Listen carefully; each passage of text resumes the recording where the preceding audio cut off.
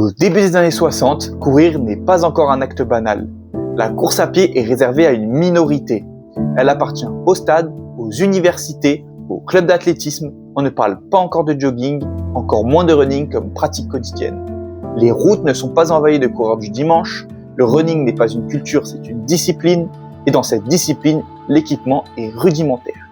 Les chaussures sont souvent lourdes, conçues sans réflexe biomécanique. Elles sont rigides, parfois inconfortables et surtout peu adaptées aux différentes morphologies et styles de course. Beaucoup d'athlètes considèrent la chaussure comme un mal nécessaire, pas comme un outil de progression. C'est donc dans ce contexte que Phil Knight découvre la course à pied. Étudiant à l'université de l'Oregon, il pratique le demi-fond avec sérieux.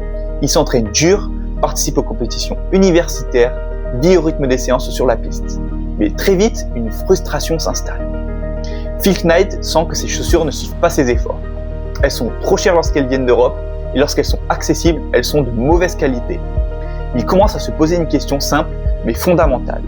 Pourquoi n'existe-t-il pas de chaussures de running à la fois performantes, légères et abordables ? Cette question, Phil Knight ne se contente pas de se la poser. Il la transforme en réflexion entrepreneuriale. Lors de ses études, il rédige même un travail universitaire dans lequel il développe l'idée que des marques asiatiques pourraient concurrencer les fabricants européens sur le marché de la chaussure de sport. À ce moment-là, il ne sait pas encore, mais il vient de poser la première pierre de Nike. À la même époque, Bill Bowerman, son entraîneur, observe ses athlètes avec une attention presque maniaque. Bowerman n'est pas le genre de coach à se satisfaire des méthodes traditionnelles. Il chronomètre tout, note tout, analyse chaque détail. Il est convaincu que la performance ne dépend pas uniquement de l'entraînement ou du talent, mais aussi de l'environnement dans lequel évolue l'athlète. Et pour lui, la chaussure est un élément central. Il voit trop de coureurs se blesser, trop de foulées entravées par des semelles mal conçues. Bowerman commence alors à modifier lui-même les chaussures de ses athlètes, parfois de manière artisanale, parfois même de façon très radicale. Il coupe, il colle, il teste. Chaque chaussure devient alors un prototype.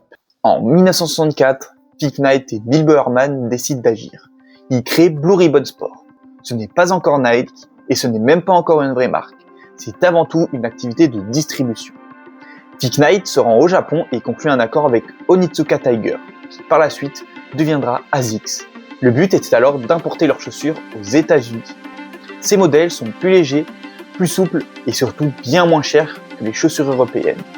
Phil Knight les vend directement aux coureurs, sur les compétitions, au bord des pistes. Il ne vend pas un produit, il vend une solution à un problème que lui-même a connu. Pendant ce temps, Bowerman continue ses expérimentations. Il ne se satisfait jamais d'un modèle tel quel.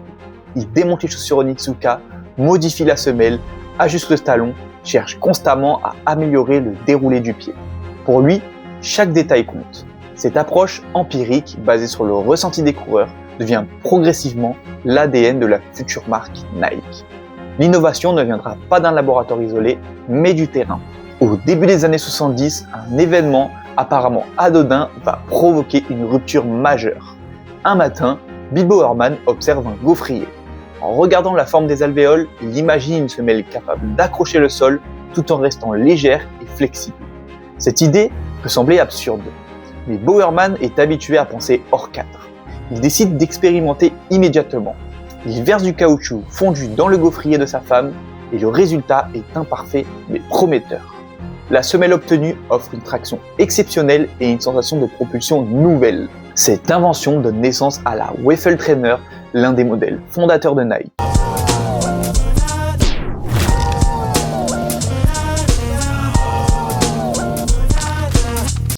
En 1971, la marque Nike est officiellement lancée, avec son célèbre logo en forme de virgule, le SWOS, inspiré de la déesse grecque de la victoire. Dès ses débuts, Nike se positionne comme une marque tournée vers la performance en course à pied. La Waffle Trainer rencontre un succès immédiat auprès des coureurs, car elle répond à un besoin réel. Elle n'est pas belle au sens esthétique du terme, mais elle est efficace, et dans le running, l'efficacité prime toujours. Tout au long des années 70, Nike grandit en restant profondément connecté au monde du running. Les chaussures sont testées par des athlètes, améliorées en fonction de leur retour, adaptées à différentes distances et surfaces. La marque commence à comprendre que tous les coureurs ne courent pas de la même manière. Certains attaquent talon, d'autres médio-pied, certains courent sur piste, d'autres sur route. Nike cherche alors à différencier son offre sans perdre son identité.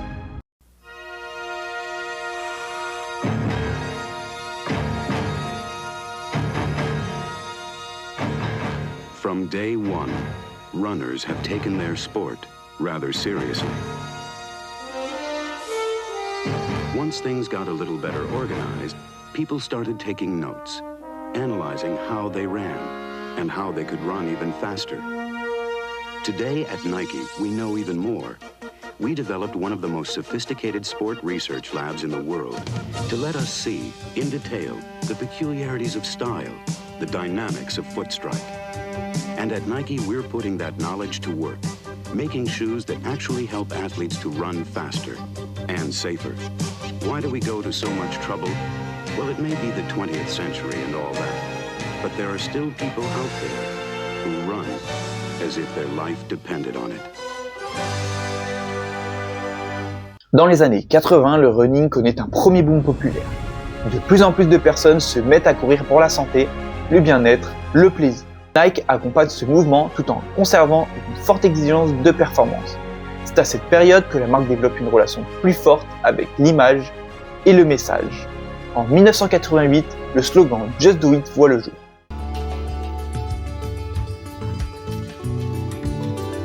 I run 17 miles every morning.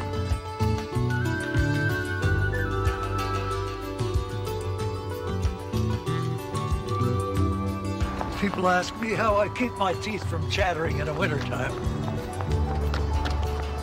I leave them in my locker.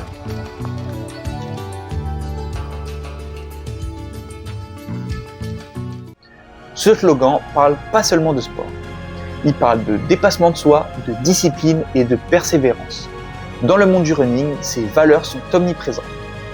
Chaque sortie est un combat intérieur, chaque course est un dialogue avec ses propres limites. Dans les années 90, Nike devient une référence mondiale du running.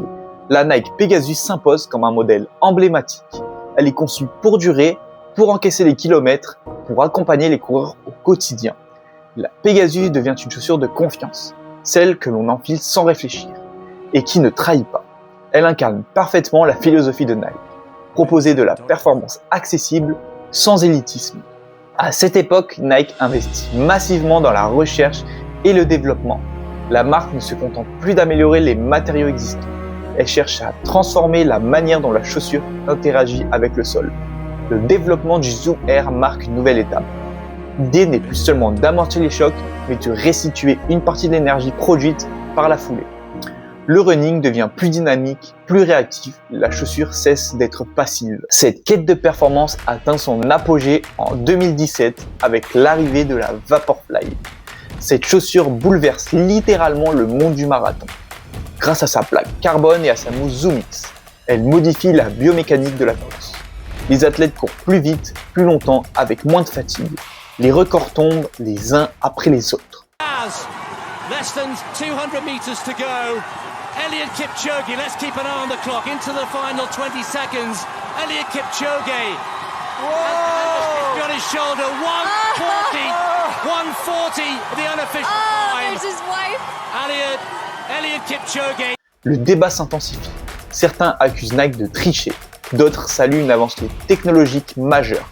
Mais une chose est indiscutable, Nike vient de redéfinir les règles du jeu. Dans les années qui suivent, Nike pousse encore plus loin cette logique avec la Alpha Fly.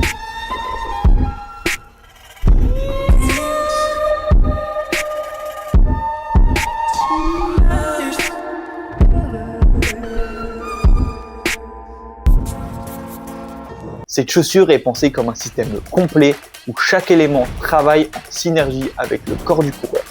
Le running entre dans une nouvelle ère où la frontière entre l'athlète et la technologie devient de plus en plus fine. Aujourd'hui, Nike continue d'explorer les limites de la performance en course à pied. La marque reste fidèle à son origine. Elle travaille avec des athlètes d'élite, mais aussi avec des millions de coureurs anonymes qui enfilent leurs chaussures chaque matin pour courir quelques kilomètres. Nike n'a jamais cessé d'être une marque de running. C'est là qu'elle est née, et c'est là que son identité s'est construite. L'histoire de Nike est avant tout l'histoire d'une obsession, l'obsession de courir mieux, plus vite et plus librement. Une obsession née sur une piste d'athlétisme, nourrie par des coureurs, et qui continue aujourd'hui encore à façonner le monde du running. Merci à vous d'avoir regardé cette vidéo, j'espère qu'elle vous aura plu. C'était une nouveauté pour moi, qui d'habitude fait des vidéos sur TikTok. J'ai tenté une nouveauté, j'espère que cela vous aura plu et n'hésitez pas à me dire en commentaire si vous souhaitez une autre vidéo dans ce style, peut-être sur une autre marque. C'était la chaussure du runner. Ciao.